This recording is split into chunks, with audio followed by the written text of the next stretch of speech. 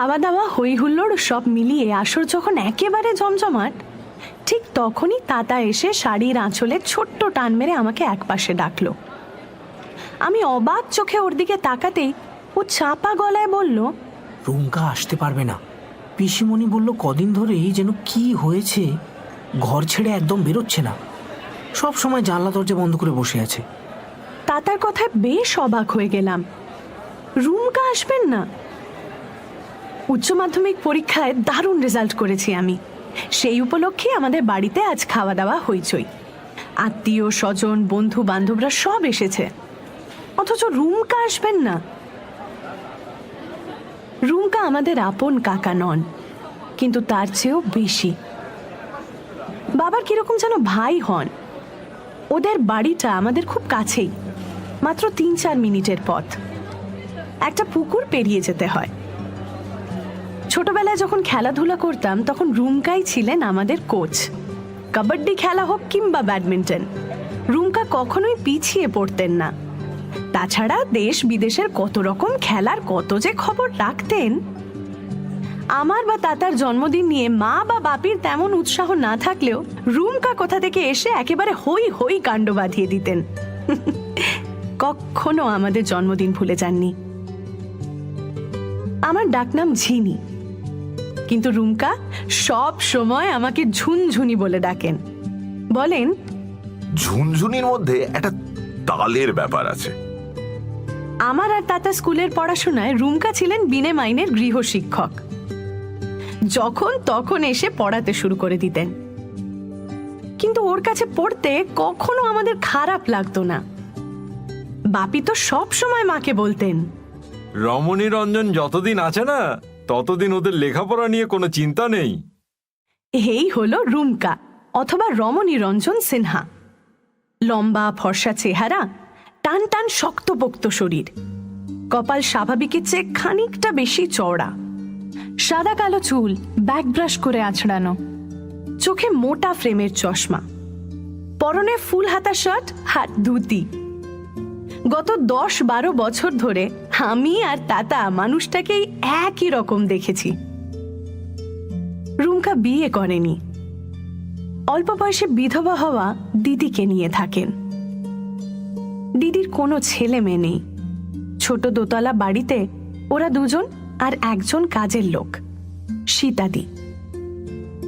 রুমকা ঠিক নিয়ম মেনে চাকরি করেননি। সবার কাছে যা শুনি তাতে এর মধ্যেই উনি গোটা 12 চাকরি পাল্টেছেন। একদিন এই বারবার চাকরি পাল্টানোর কথা জিজ্ঞেস করায় হেসে আমার বিনুনিতে আলতো টান মেরে বললেন, ঝুনঝুনি, মাথা উঁচু করে বেঁচে থাকার মধ্যে একটা আলাদা মজা আছে রে। আমার লাইফটা হলো যাকে বলে চিত্ত যেথা ভয় শূন্য, উচ্চ যেথা শির। হ্যাঁ, তবে এইবার চাকরি ছাড়ার পর রুমকা ঠিক করেছেন স্টেশনের কাছাকাছি একটা দোকান দেবেন। মাস 2 ধরে তারই খোঁজ খবর করে বেড়াচ্ছেন। দিন 10 আগে যেদিন আমি উচ্চ মাধ্যমিকের রেজাল্টের কথা বলতে গিয়েছিলাম, সেদিনও রুমকা পড়ার বইটই ছুঁড়ে ফেলে একেবারে হাততালি দিয়ে লাফিয়ে উঠেছেন বাচ্চা ছেলের মতন। বলেছেন, এটা নিয়ে দারুণ ভাবে সেলিব্রেট করতে হবে, বুঝলি? সেদিন আমি তোদের গান গেয়ে শোনাবো।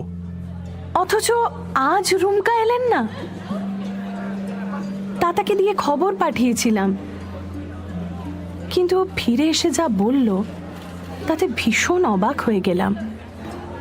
রুমকার কি হয়েছে যে সবসময় জানলা বন্ধ করে বসে আছেন? রুমকা কি কোনো কারণে ভয় পেয়েছেন?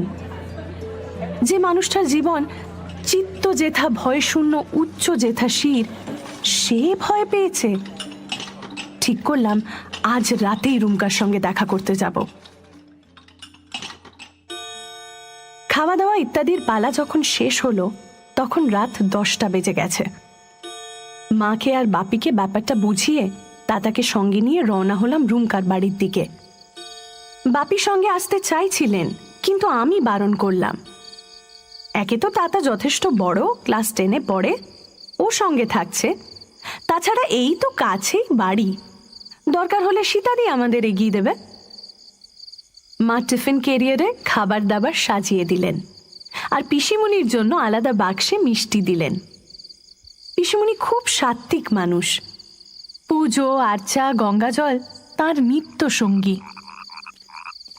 এখন বর্ষার সময়, যখন তখন বৃষ্টি হচ্ছে, কিন্তু আমরা ছাতা নিয়ে বেরোইনি। এই মাত্র তো 10-15 মিনিটের ব্যাপার। তাছাড়া টিফিন ক্যারিয়ার, টর্চ, ছাতা এসব একসঙ্গে সামাল দেওয়া ভারী মুশকিল। কাদা প্যাচ প্যাচে একটা জায়গা সাবধানে ডিঙিয়ে আমি তাতাকে জিজ্ঞাসা করলাম, তাতা, তুই রুমকাকে আসার জন্য বলেছিলি? তাতা বলল, না, আমি বাড়িতে ঢুকতেই পিসিমণি ওই খবর দিল। তারপর বলল, তুই ওপরে গিয়ে একবার ডেকে দেখ। তখন আমি দোতলা ছাদের ঘরে গেছি। গিয়ে দেখি ঘরের জানলা দরজা সব বন্ধ, শুধু ভেতর থেকে একটা হুস হুস শব্দ পাওয়া যাচ্ছিল। মনে হলো রুমকারই গলার আওয়াজ। তখন আমি রুমকার নাম ধরে ডাকলাম। সঙ্গে সঙ্গে হুস হুস শব্দটা থেমে গেল। বেশ ভয় পাওয়া গলায় রুমকা চেঁচিয়ে উঠল, কে কে? গলাটা কেমন যেন পিকিউলিয়ার শোনালো, জানিস। আমার একটু ভয় ভয় করছিল। কোনো রকমে বললাম, রুমকা, আমি তাতা, আমাদের বাড়ি যাবে না?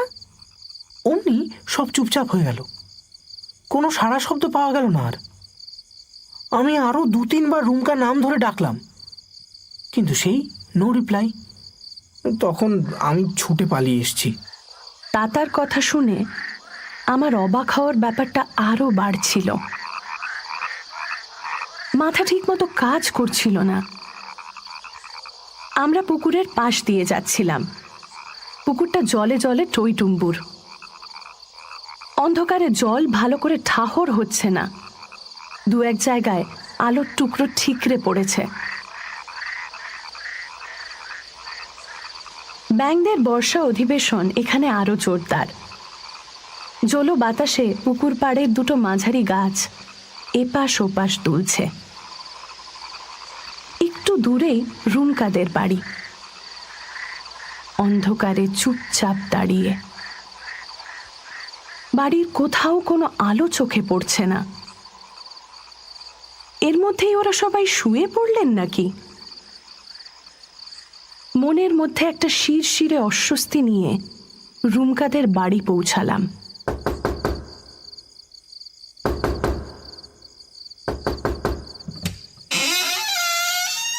অনেকক্ষণ দরজায় ধাক্কা দেবার পর সীতাদি দরজা খুলল। আমাদের দেখেই চোখ গোল গোল করে বলল, ওমা, তোমরা এত রাতে? আমি বললাম, পিসিমণি কোথায়? আর রুমকা? দিদিমণি তো পুজো করছে, ঠাকুরকে শোয়াচ্ছে, আর দাদা বাবু ওপরে বোধহয় ঘুমিয়ে পড়েছে। আমি আর তাতা ভেতরে ঢুকে পড়লাম। মিষ্টির বাক্সটা সীতাদির হাতে দিয়ে বললাম, এটা পিসিমণিকে দিও, বলো আমরা এসেছি, রুমকার ঘরে গল্প করছি। আর সময় নষ্ট না করে আমরা দোতলার সিঁড়ির দিকে এগোলাম। সিঁড়িতে একটা বাল্ব জ্বলছে, তার আলোটা কেমন ঘোলাটে।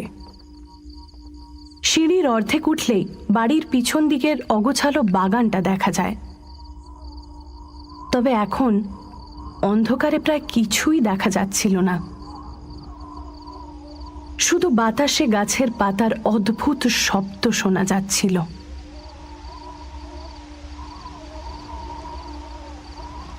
দোতলার অর্ধেকটা ছাদ আর বাকিটা রুমকার ঘর। অন্ধকার ছাদে আরো গাঢ় একতাল অন্ধকারের মতো ঘরটা একপাশে দাঁড়িয়ে। ঘরে আলো জ্বলছে কিনা বোঝার উপায় নেই, কারণ দরজা জানলা সব বন্ধ। ঘরের দরজার কাছে গিয়ে আমি, রুমকা, রুমকা বলে ডাকলাম। ধাক্কাও দিলাম কয়েকবার। ঘরের ভেতরে বইটই জাতীয় কিছু একটা পড়ে যাওয়ার শব্দ হলো। তাতা পিছন থেকে আমার হাত ধরে টান মারল। চাপা গলায় বলল, দিদি দিদি দিদি চল, দিদি চল চল, দিদি চল, চলে যায় দিদি, দিদি আমার খুব ভয় করছে, দিদি চল, দিদি দিদি চল চল। আমি ওর কথা গ্রাহ্য না করে আবার ডাকলাম, রুমকা, রুমকা খোলো। কোনো সাড়া নেই। অনেকক্ষণ ধরে ডাকাডাকি করেও যখন সাড়া পেলাম না, তখন চেঁচিয়ে বললাম, রুমকা, আমি আর তাতা তোমার জন্য খাবার নিয়ে এসেছি। আমার পরীক্ষার রেজাল্টে তুমি খুশি হওনি? তাই বুঝি নেমন্তন্নে গেলে না? কোনো জবাব এলো না ভেতর থেকে। তাতা আবার আমার হাত ধরে টান মারল,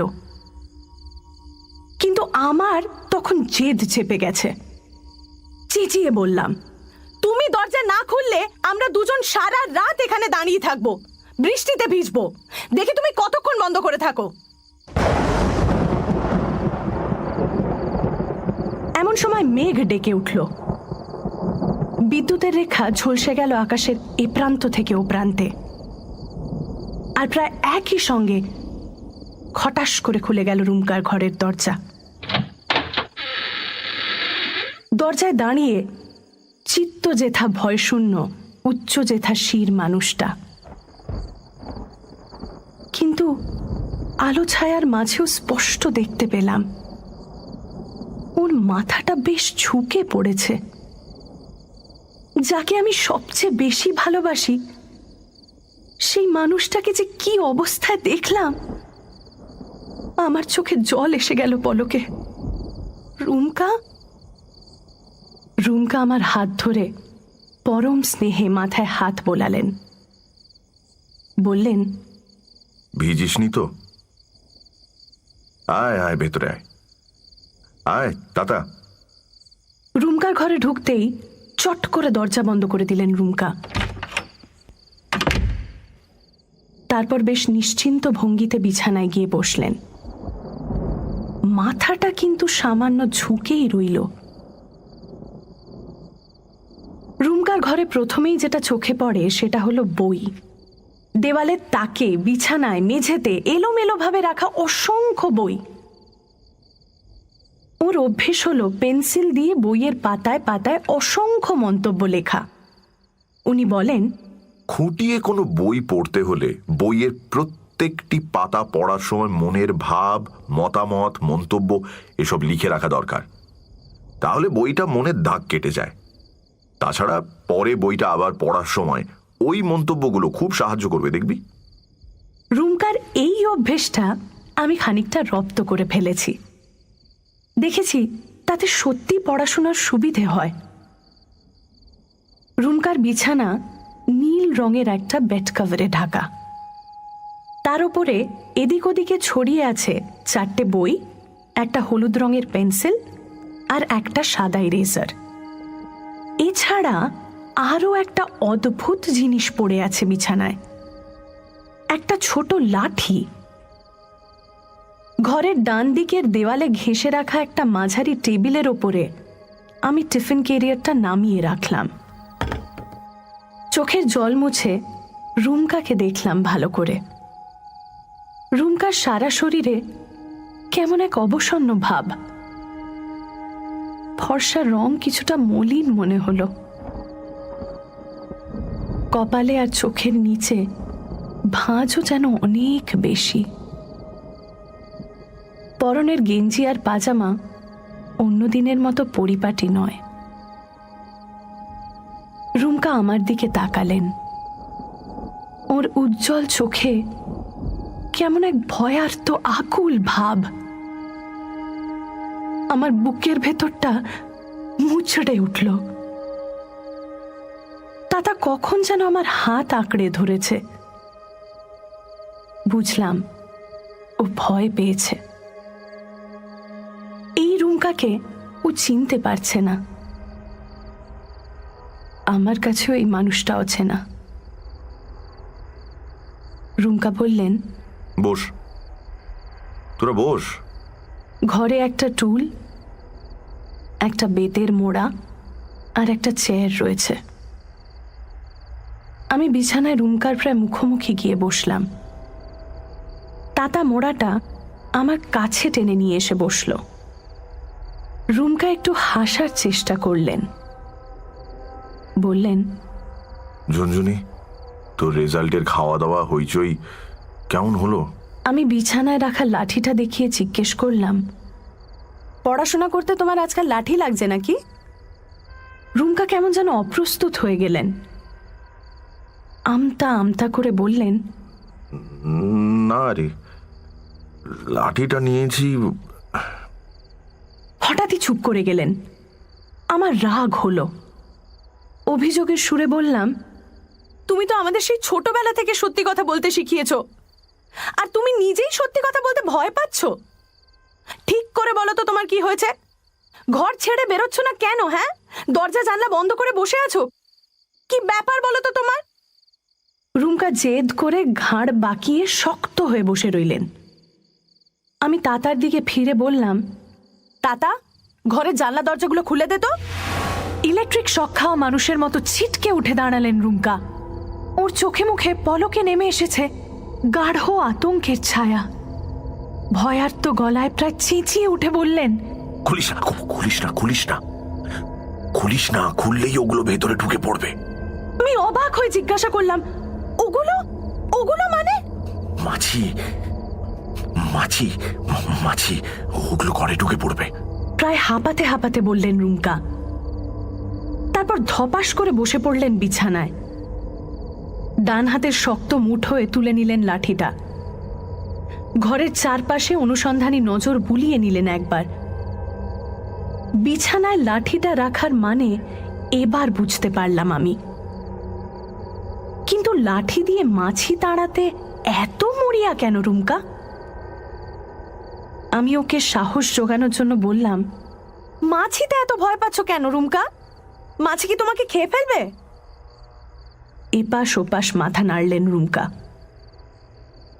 তারপর একটা দীর্ঘশ্বাস ফেলে বললেন, তুই বুঝবি না ঝুনঝুনি, এই সাধারণ মাছি নয়। মৌমাছি? আমি পরিবেশটা হালকা করার জন্য বললাম। কিন্তু রুমকা হাসলেন না। আমার দিকে ভয়ের চোখে তাকিয়ে চাপা গলায় বললেন, মৌমাছি নয়, পুরনো দিনের মাছি। পুরনো দিনের মাছি? তার মানে? হাতের লাঠিটা বিছানায় রেখে বিষণ্ণ হাসলেন রুমকা। অস্পষ্ট স্বরে বললেন, বললে কেউ বিশ্বাস করতে চাইবে না। আমি করব, তুমি বলো। সব তোমাকে বলতেই হবে। কেন তুমি কদিন ধরে এমন করছো? কি হয়েছে তোমার? আমার জেদ রুমকা জানেন, তাই এমন ভাবে উনি বিছানায় গুছিয়ে বসলেন যে আমি বুঝতে পারলাম সব কিছু খুলে বলার জন্য উনি মনে মনে নিজেকে তৈরি করছেন। রুমকার মুখ দেখে স্পষ্ট বোঝা যাচ্ছিল যে ওর ভেতরে ভেতরে যন্ত্রণার একটা তোল পাড় চলছে। আমার ভীষণ মায়া হচ্ছিল।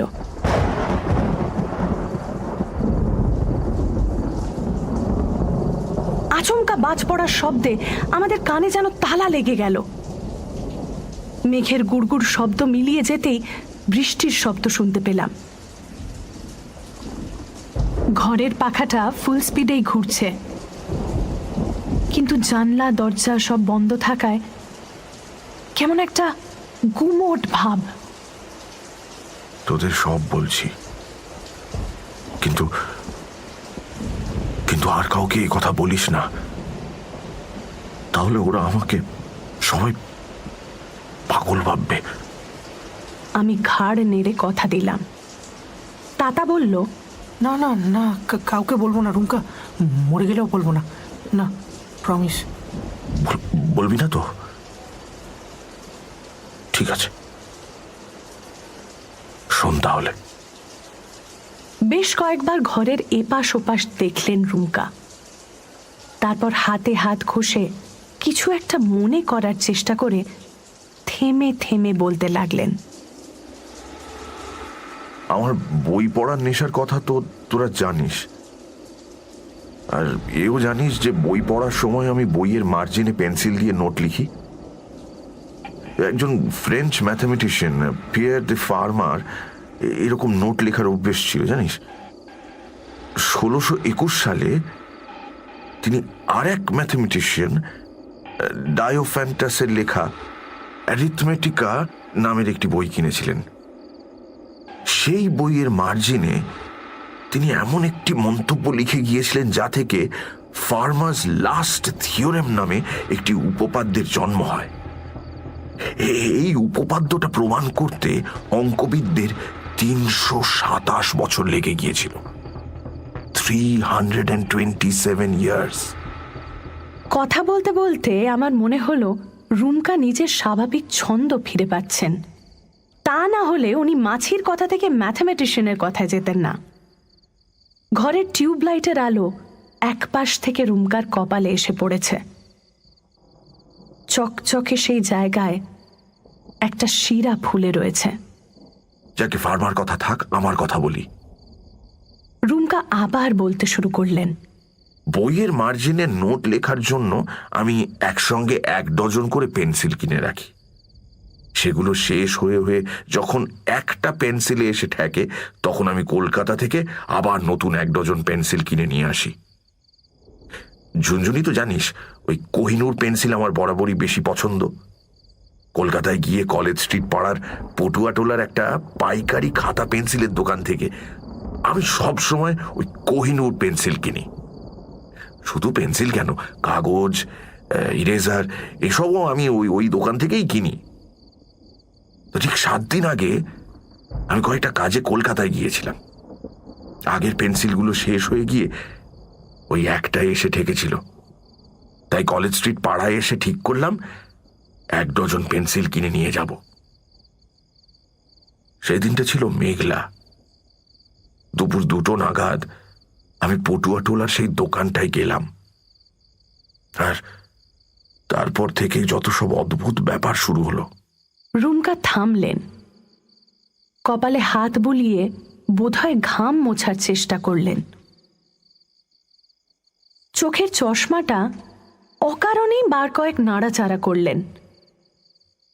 তাতা কৌতূহলের গলায় জিজ্ঞাসা করল, কি কি শুরু হলো? রুমকা কয়েকবার ঢোক গিলে বলতে শুরু করলেন। দোকানটার নাম গ্লোব কনসার্ন। মাঝারি মাপের একটা রংচঙে সাইনবোর্ডে শৌখিন হরফে নাম লেখা।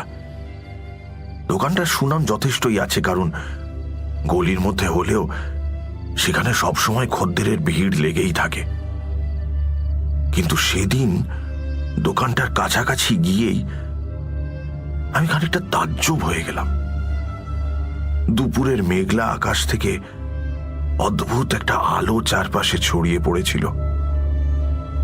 সেই অপার্থিব আলোয় দেখলাম দোকানটার সামনের পিচের রাস্তাটা একেবারে পাল্টে গেছে। কোথায় সেই খানাখন্দে ভরা ময়লা পিচের পথ, তার বদলে মসৃণ পরিষ্কার এক শান বাঁধানো চত্বর চোখে পড়ল আমার। ওই চত্বরটা ওই গলির তুলনায় মাপে অনেক বড়। আমি অবাক হয়ে এপাশ ওপাশ দেখতে লাগলাম। ঠিক তখনই আর একটা অদ্ভুত ব্যাপার আমি খেয়াল করলাম।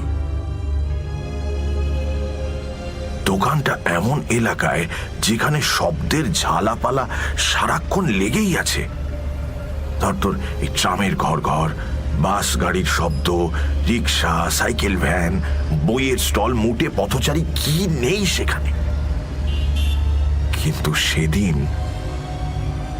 ওই শান বাঁধানো চত্বরে পা দেওয়া মাত্রই চারপাশের হরেক রকম শব্দ এক পলকে কোথায় যেন মিলিয়ে গেল।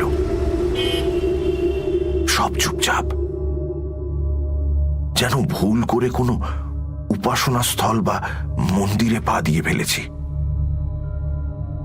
একটু দূরে আমি দোকানটা দেখতে পাচ্ছিলাম, তবে গ্লোব কনসার্নের সাইনবোর্ডটা চোখে পড়ল না। তার বদলে রংচটা লম্বা একটা সাইনবোর্ড দেখতে পেলাম। তার অক্ষরগুলোর এমনই দুর্দশা যে ভালো করে কিছু পড়া যাচ্ছে না। তাছাড়া সবকিছু কেমন ঝাপসা লাগছিল আমার চোখে। দোকানটার দুপাশে নকশা কাটা 2টো থাম তাদের গায়ে খোদাই করে কি সব যেন লেখা, তবে ডান দিকের থামে একেবারে শেষ লাইনে 1906 সংখ্যাটা লেখা ছিল। এটা মনে আছে আমার। আমি খানিকটা ইতস্তত ভাবে পা ফেলে দোকানে গিয়ে ঢুকলাম। অবাক হয়ে দেখলাম যে দোকানটা খাতা, পেন্সিল, কাগজ এসবে একদম ঠাসা থাকে, সেটা একেবারে খাঁ খাঁ করছে। আর দোকানটাকেও বেশ অন্যরকম লাগছে। সামনে পালিশ করা কাঠের লম্বা কাউন্টার, কাউন্টারের ওপাশে কেউ নেই।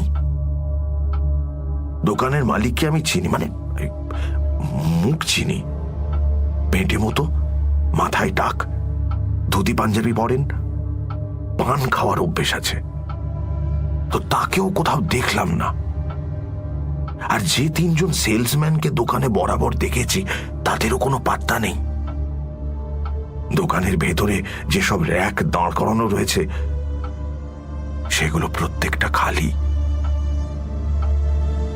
দোকানের পিছন দিকের দেয়ালে একটা বড় পেন্ডুলাম ঘড়ি চোখে পড়ল আমার। একটা পেঁচানো তারের সঙ্গে ধাতুর পিণ্ডটা ঝুলছে, আর ঘড়িটার সব কলকবজা একটা কাচের গ্লোবের মধ্যে বসানো, ফলে বাইরে থেকেই যন্ত্রপাতির নড়াচড়া, কাজকর্ম সবকিছুই দেখা যাচ্ছে। ঘড়িটা দেখেই বেশ পুরনো মনে হচ্ছিল।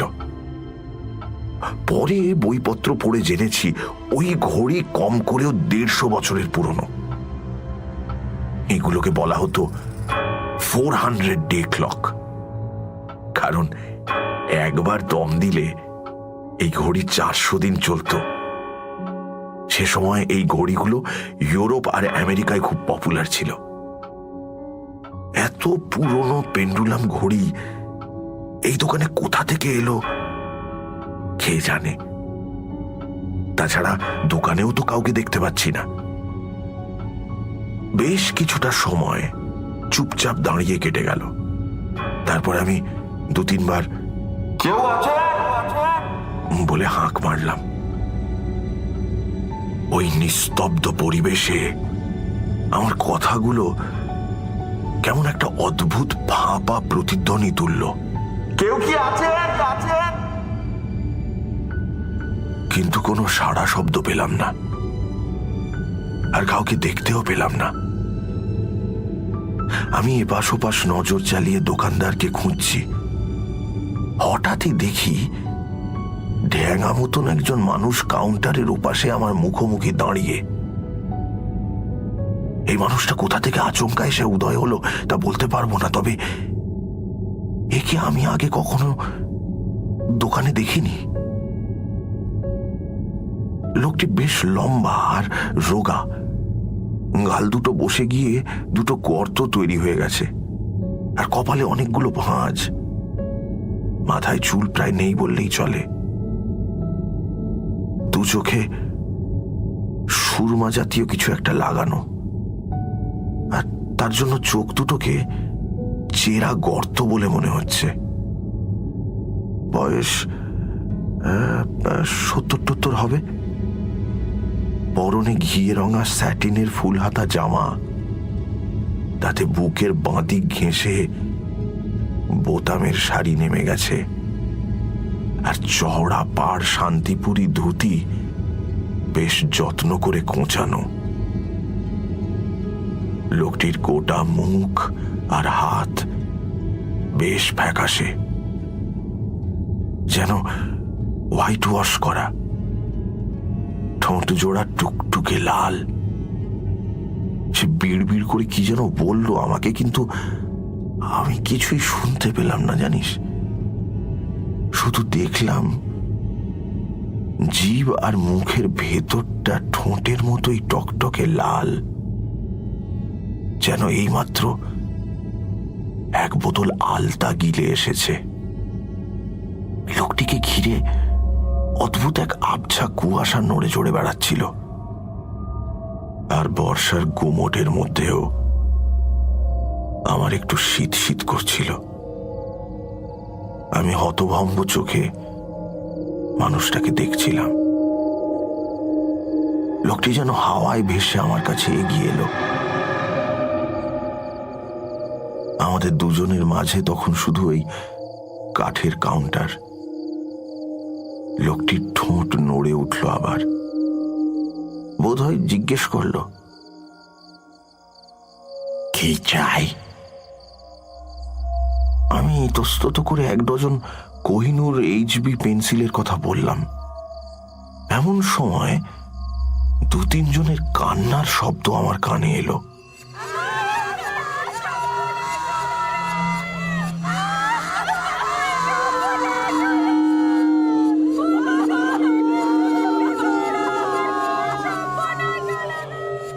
কয়েকজন মহিলা দোকানের আড়ালে কোথাও বসে বুক চাপড়ে মরা কান্না কাঁদছে। সে কান্না ভারী অদ্ভুত, কারণ কান্নার এক একটা টান প্রায় 2-3 মিনিট করে চলছে। তার মাঝে দম নেবার জন্য কেউ একটু থামছে না।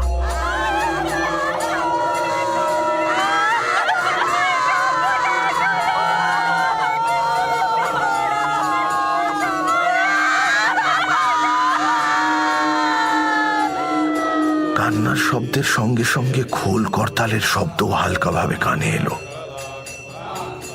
আর সেই সঙ্গে অগরুর মতো গন্ধ যেন টের পেলাম। বৃদ্ধ দোকানদার পেন্সিল নিয়ে আসার জন্য দোকানের পিছন দিকে কোথায় যেন মিলিয়ে গেল। তখনই দোকানের ভেতর দিকে মেঝেতে কালো কাপড়ে ঢাকা একটা খাঁচা আমার নজরে পড়ল। রুমকা দম নেবার জন্য একটু থামতেই আমি চাপা গলায় জিজ্ঞেস করলাম, কিসের খাঁচা রুমকা? রুমকা দীর্ঘশ্বাস ফেলে বললেন, জানি না, তবে তার ভেতরে কিছু একটা ছিল, কারণ সেটা নড়ছিল। খাঁচার ফাঁক ফোকর দিয়ে বোধহয় মাথা বাড়াচ্ছিল, ফলে কালো কাপড়টা বারবার এদিক ওদিক উঁচু হয়ে উঠছিল। খাঁচার ভেতর থেকে একটা ফোঁস ফোঁস শব্দ আর ডানা ঝাপটানোর শব্দ শোনা যাচ্ছিল। কিন্তু কিন্তু আগেই তো বলেছি, প্রত্যেকটা শব্দ কেমন ফাঁপা, আর তার অদ্ভুত এক প্রতিধ্বনিময় রেশ কেমন যেন নেশা ধরিয়ে দিচ্ছিল। একটু পরেই দোকানদার কাউন্টারের কাছে এলো। তার মুখ আরো বিবর্ণ, আরো ফ্যাকাশে। ভাবলেশহীন মুখ দেখে বোঝা যায়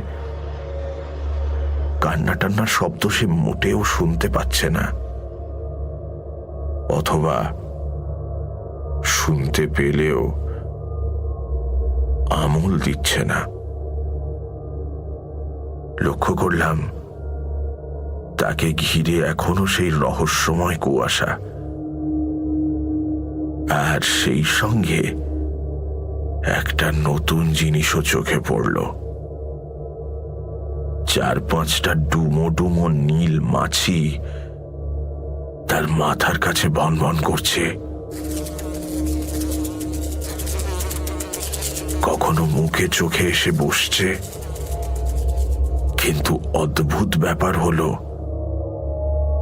লোকটা মোটেই মাছিগুলোকে তাড়াচ্ছে না। ওগুলো মুখের ওপরে বসে আছে তো বসেই আছে। মাছি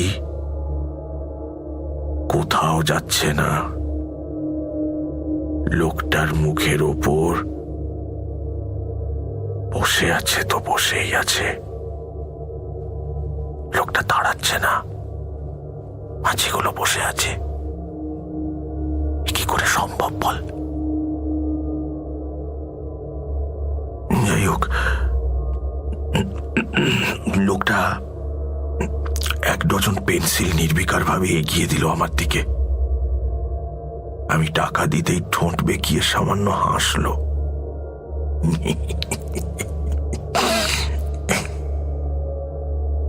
এ টাকা চলবে না,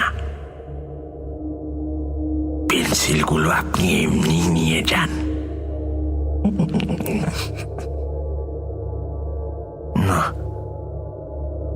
লোকটার কথা আমি শুনতে পাইনি, তবে ওর ঠোঁট নাড়া দেখেছি, আর তাই থেকেই হয়তো কথাগুলো আন্দাজ করে নিয়েছি। সে যাই হোক, পেন্সিলগুলো মুঠো করে হাতে নেওয়া মাত্রই আমি একটা ধাক্কা খেলাম। নীল রঙের পেন্সিলগুলো বরফের মতো ঠান্ডা। তাছাড়া কোহিনূর পেন্সিল নীল রঙের হয় বলেও কখনো শুনিনি। আমি হঠাৎই ভয় পেয়ে গেলাম। দোকান ছেড়ে রওনা হয়ে গেলাম চটপট। কয়েক সেকেন্ডের মধ্যে শান বাঁধানো চত্বরটা পেরিয়ে একটা পিচের রাস্তায় পা দিতেই আমার ঘোর কেটে গেল, আর সঙ্গে সঙ্গে রোজকার চেনা জানা শব্দের ঝড় ঝাঁপিয়ে পড়লো আমার দোকানে। ভালো করে চেয়ে দেখি আমি বহুদিনকার চেনা রাস্তায় দাঁড়িয়ে আছি। ওই তো লোক, ওই তো ট্রাম, বাস, গাড়ি, ঠেলাওয়ালা, রিক্সাওয়ালা, ওরা তো সবাই আছে সেই রাস্তায়। সে একটু আগে এই রাস্তাটা। কথার মাঝে একটু ফাঁক পেয়েই তাতা জিজ্ঞেস করলো, আচ্ছা রুমকা, পিছন দিকে তাকিয়ে দোকানটা দেখতে পেলে না? রুমকা বিমূঢ়ভাবে মাথা নাড়লেন, তারপর বললেন, হ্যাঁ হ্যাঁ হ্যাঁ হ্যাঁ হ্যাঁ, দেখতে পেয়েছি। সবকিছু আগের মতোই, কিন্তু কোথাও কোনো শান বাঁধানো চত্বর নেই। পুরনো দোকান, লম্বা সাইনবোর্ড, নকশা কাটা থাম, কিছুই চোখে পড়লো না আমার। যেন গোটা ব্যাপারটাই আমার আমার আমার মনের ভুল। আমার মনের ভুল, গোটা ব্যাপারটা। রুমকা শেষের দিকের কথাগুলো বিড়বিড় করে বলছিলেন। কান পেতে বেশ কষ্ট করে শুনতে হচ্ছিল। আমি রুমকার কথায় সায় দিয়ে বলে উঠলাম, ঠিক ধরেছ তুমি, গোটা ব্যাপারটাই তোমার মনের ভুল। রুমকা মাথা নাড়লেন, বললেন, না রে, মনের ভুল নয়। এর অন্তত দুটো প্রমাণ আমার হাতে রয়েছে। কি প্রমাণ? একরোখা গলায় জিজ্ঞেস করলাম আমি। পেন্সিলগুলো তোরা একবার দেখ, তাহলেই খানিকটা বুঝতে পারবি। এই কথা বলে রুমকা দেওয়ালের তাকে রাখা দুথাক বইয়ের ফাঁক থেকে কয়েকটা নীল রঙের পেন্সিল বের করে আমাদের চোখের সামনে মেলে ধরলেন। পেন্সিলগুলো নতুন, এখনো কাটা হয়নি। রুমকা বলল, কোম্পানির নামটা পড়ে দেখ। আমি আর তাতা ঝুঁকে পড়ে নামটা পড়লাম, FN গুপ্ত অ্যান্ড কোম্পানি। এই কোম্পানির পেন্সিলের কথা কখনো আমরা শুনিনি তো। ব্রিটিশ আমলে আমাদের ছোটবেলায় এই পেন্সিল চালু ছিল। FN গুপ্তদের কারখানা ছিল নর্থ ক্যালকাটায়, সিঁথিতে। এই পেন্সিল কমপক্ষে 40 বছর হলো বাজার থেকে উঠে গেছে। এখন কোনো দোকানে এই পেন্সিল পাওয়ার কথা নয়। তাছাড়া কি? রুমকা কোনো উত্তর না দিয়ে কয়েকটা করে পেন্সিল আমার আর তাতার হাতে দিলেন। ওগুলো ধরা মাত্রই আমরা চমকে উঠে একটা ভয়ের শব্দ করে ফেললাম। ওগুলো সঙ্গে সঙ্গে ফেলে দিলাম বিছানায়। পেন্সিলগুলো যেন বরফ দিয়ে তৈরি। এটাই বলতে চাইছিলাম, সেই দিন থেকেই এই পেন্সিলগুলো এইরকম কনকনে ঠান্ডা। এটাই একটা প্রমাণ যে ব্যাপারটা আমার মনের ভুল নয়। আমার মনের ভুল নয়।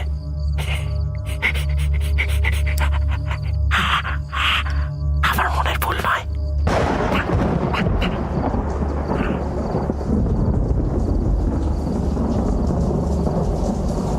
বুক কাঁপানো শব্দে মেঘ ডেকে উঠল বাইরে। বৃষ্টির শব্দ কয়েক গুণ বেড়ে গেল যেন। রুমকার টেবিল ঘড়িতে রাত প্রায় 11:15। আমরা বাড়ি ফিরবো কি করে কে জানে। মা বাপি নিশ্চয়ই চিন্তা করবেন, কিন্তু রুমকার দিশেহারা মুখের দিকে তাকিয়ে আমি আর অন্য কোনো কথা ভাবতে পারছিলাম না। তাতা ফস করে জিজ্ঞেস করে বসলো, আরেকটা প্রমাণ কোনটা? রুমকা নড়ে চড়ে বসলেন, চোখ থেকে চশমাটা খুলে নামিয়ে রাখলেন বিছানায়,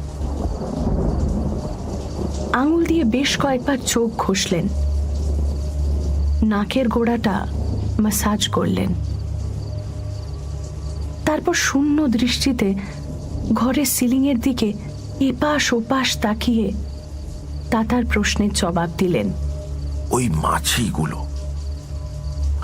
ওগুলোই দ্বিতীয় প্রমাণ যে সেদিন আমি ভুল দেখিনি। আমি আর থাকতে না পেরে বললাম, রুমকা, তুমি নিশ্চয়ই সেদিনের ব্যাপারটা নিয়ে বেশি ভেবেছ। তুমি যদি ভুল না দেখে থাকো তাহলে সেই অদ্ভুত দৃশ্যটার কি মানে হতে পারে বলো? একটা কিছু মানে তো নিশ্চয়ই থাকবে, তাই না? রুমকা মাথা নাড়লেন একমত হয়ে। চশমাটা চোখে দিয়ে আড় মোড়া ভেঙে একটু অন্যরকম ভাবে বসলেন।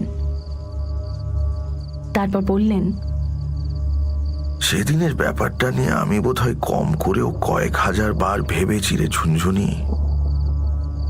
তাতে যে মানেটা বারবার বেরিয়ে আসতে চাইছে সেটা খুব একটা ভালো নয়। শুনলে তোদের মন খারাপ হয়ে যাবে। আমি জেদি গলায় বললাম, হোক মন খারাপ, তোমাকে বলতেই হবে।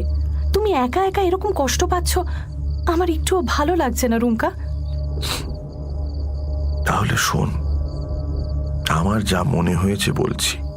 রুমকা ধীরে ধীরে বলতে শুরু করলেন, আমাদের মহাবিশ্বে যে সময়ের স্রোত,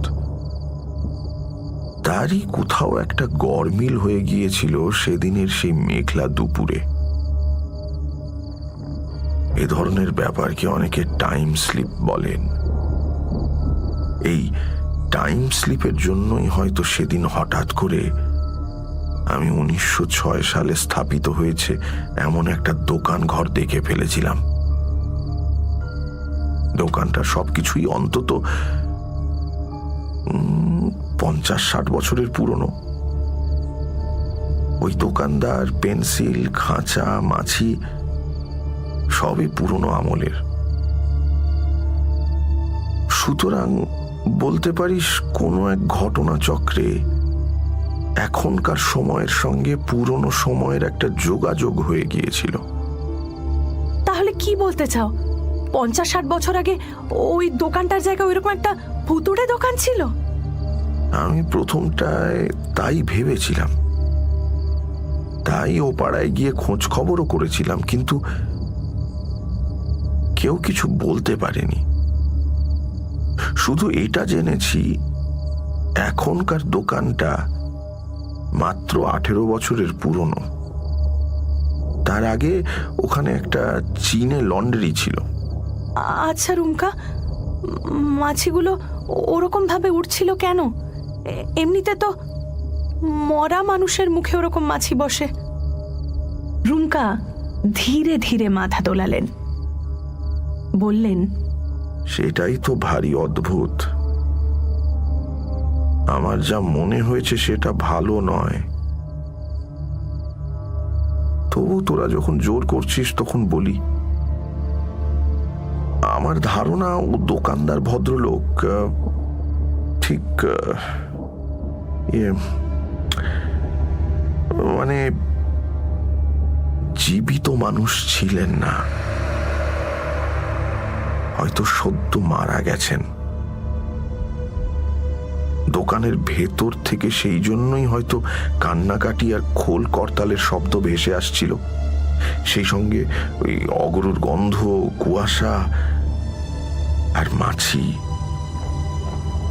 সব মিলিয়ে আমার মন বলছে ওই লোকটা সাধারণ মানুষ ছিল না, অন্য কিছু ছিল। তার ঠোঁট আর মুখের ভেতরটা কেন টকটকে লাল ছিল আমি বলতে পারবো না। আর কালো কাপড়ে ঢাকা ওই খাঁচায় কি ছিল তাও আমি আন্দাজ করতে পারিনি। কিন্তু যতই ব্যাপারটা নিয়ে ভাবি ততই আমার ভয় করতে থাকে। সময়ের বিশাল একটা ফারাক ডিঙিয়ে আমার কিছুক্ষণের জন্য যোগাযোগ হয়েছিল পুরনো সময়ের সঙ্গে। সেখান থেকে কেমন করে জানি না পেন্সিলগুলো আর মাছিগুলো চলে এসেছে আমার কাছে। এই দুটো প্রমাণ সব সময় আমাকে ওই মেঘলা দুপুরটার কথা মনে করিয়ে দেয়। তাছাড়া তোরা তো জানিস কমাস ধরে আমি একটা দোকান খোলার কথা ভাবছি। দোকান খোলার পর আমি থাকবো কাউন্টারের ওপাশে, দোকানের ভেতর। তখন টাইম স্লিপের দুর্ঘটনায় কোনো আগামী দিনের খদ্দের হয়তো এসে দাঁড়াবে আমার দোকানে, 1 ডজন পেন্সিল চাইবে। তখন হঠাৎ থেমে গিয়ে মাথার চুলের গোছা চেপে ধরলেন রুমকা। অদ্ভুত গলায় বললেন, জানিস জানিস যখন আমি এসব কথা ভাবি তখন কিরকম পাগল পাগল লাগে। মনে হয়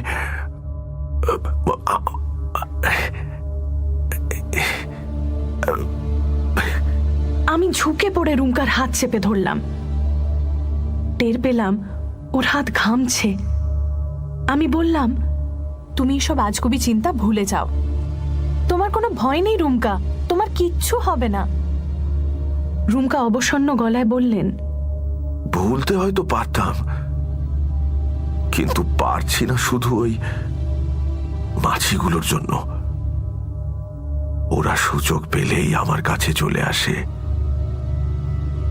আমি 1000 চেষ্টা করেও ওদের তাড়াতে পারি না। ওরা কিছুতেই আমাকে রেহাই দেবে না। আমি চুপ করে রইলাম। শুধু ভাবলাম, রুমকার কোথাও ভুল হচ্ছে না তো? মাছিগুলো হয়তো সাধারণ মাছি, পুরনো দিনের মাছি নয়। ঝুনঝুনি, তুই কি ভাবছিস আমি জানি। সেই জন্যই তো বললাম কাউকে এই গল্প বলিস না, তাহলে সবাই আমাকে পাগল ভাববে। আর আর এই সত্যি ঘটনাকেও ভাববে গল্প।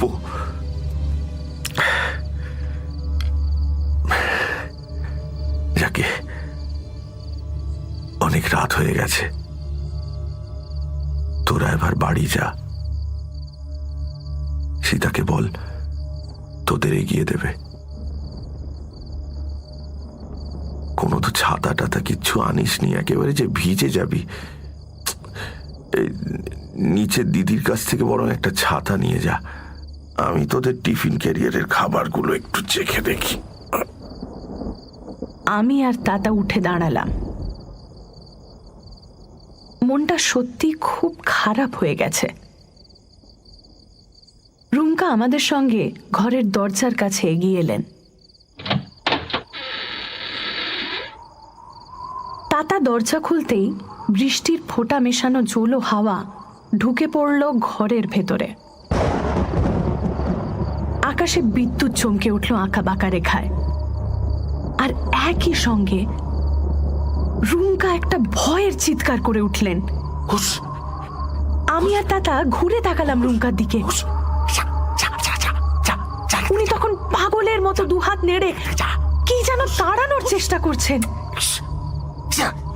একটু ভালো করে নজর করতেই টিউব লাইটের আলোয় চকচকে নীল মাছিগুলো আমরা স্পষ্ট দেখতে পেলাম।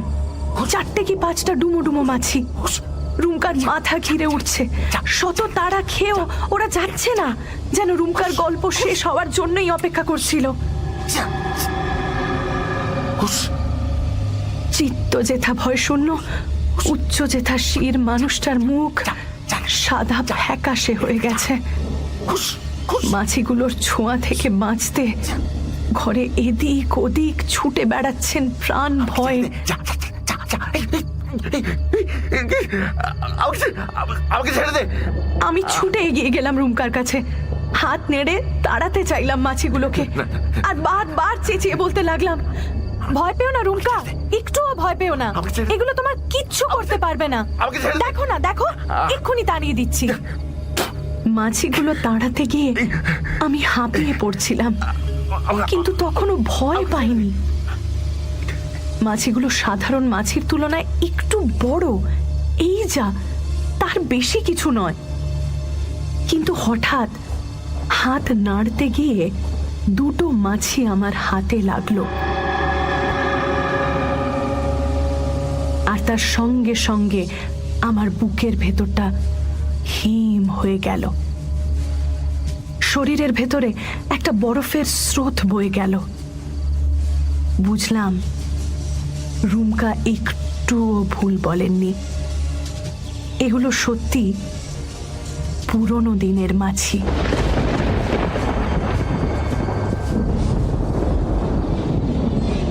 আমি আর সইতে পারলাম না, চিৎকার করে কেঁদে উঠলাম।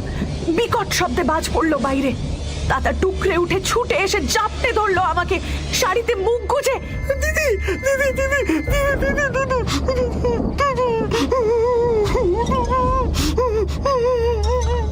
বলে ডাকতে লাগলো। ভেজা চোখের ঝাপসা নজরে ওর দিকে তাকিয়ে দেখি 3টে মাছি ওর মুখের ওপরে বসে পড়েছে। রুমকাকে ঠিক সেই দোকানদারটার মতো লাগছে।